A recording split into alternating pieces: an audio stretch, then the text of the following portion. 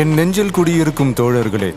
பிறப்புக்கும் எல்லா உயிர்க்கும்னு சொன்ன ஆதியோன் திருவள்ளுவருடைய வழியில நம்முடைய தமிழக வெற்றி கழகத்தின் கொள்கை தலைவர்களா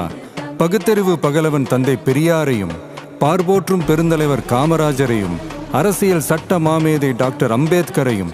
வீர தமிழ் மங்கை வேலு நாச்சியாரையும், மக்கள் சேவகர் அஞ்சலை அம்மாளையும் நம்முடைய அரசியல் வழிகாட்டிகளாய் ஏற்று சாதி மத பாலின பாகுபாடு இல்லாத சமத்துவ சமுதாயத்தை உண்டாக்க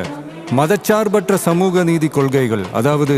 செக்யூலர் சோஷியல் ஜஸ்டிஸ் ஐடியாலஜிஸோட நம்ம தமிழக வெற்றி கழகத்தின் வழியா உங்களுக்காக உழைக்கணும்னு நான் வரேன்.